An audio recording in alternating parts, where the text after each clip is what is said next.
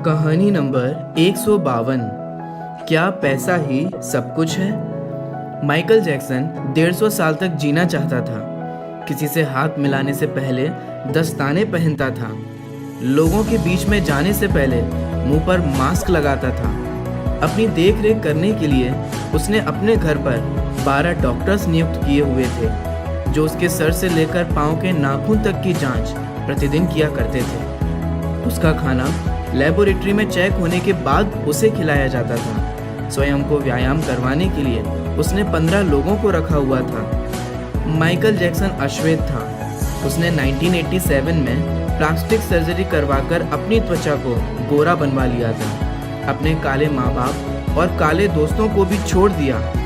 गोरा होने के बाद उसने गोरे माँ बाप को किराए पर लिया और अपने दोस्त भी गोरे बनाए। शादी भी गोरी औरतों के साथ की।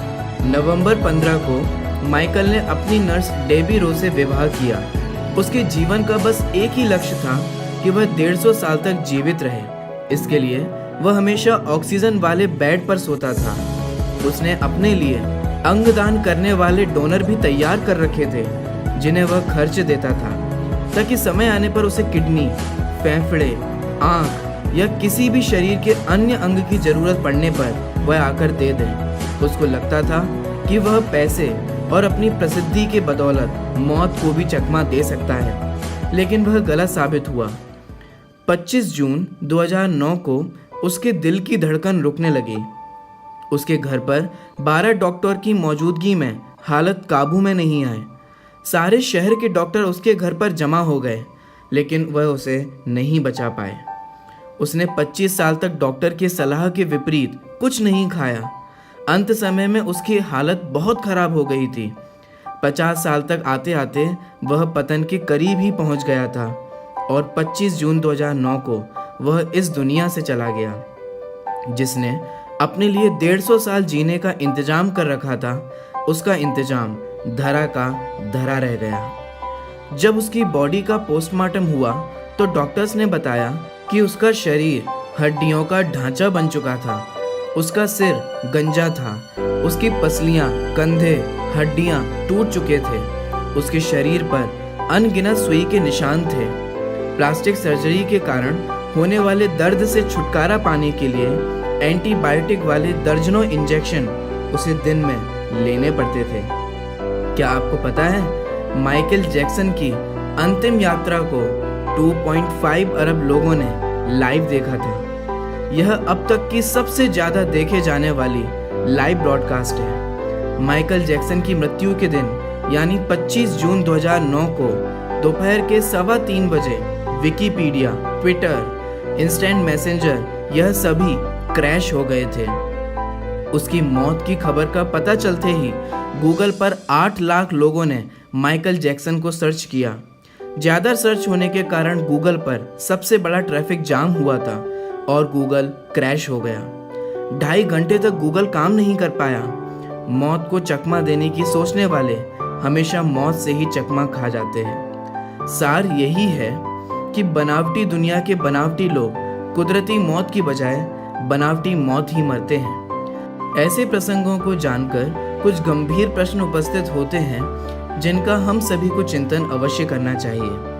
क्या हम बिल्डर्स, इंटीरियर डिजाइनर्स, कैटर्स और डेकोरेटर्स के लिए कमा रहे हैं? विचार कीजिए, हम बड़े बड़े कीमती मकानों और बेहद खर्चीली शादियों से किसे इम्प्रेस करना चाहते हैं? क्या आपको याद है कि कुछ साल पहले किसी की शादी पर आपने क्या खाया था?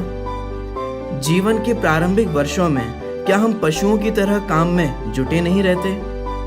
कितनी पीढ़ियों के खान पान और लालन पालन की व्यवस्था करनी है हमें। आजकल अधिकांश लोगों के 2 बच्चे हैं, बहुतों का तो सिर्फ एक ही बच्चा है। तो फिर सोचिए कि हमारी ज़रूरत कितनी है और हम पाना कितना चाहते हैं।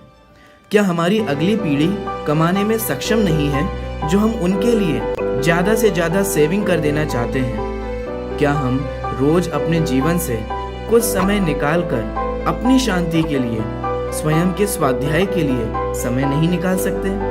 हम कमाने के साथ आनंद भी क्यों नहीं प्राप्त कर सकते? इससे पहले कि आप स्लिप डिस्क के शिकार हो जाएं, इससे पहले कि कोलेस्ट्रॉल आपके हार्ट को ब्लॉक कर दे, ज्ञान और आनंद प्राप्ति के लिए समय निकालिए।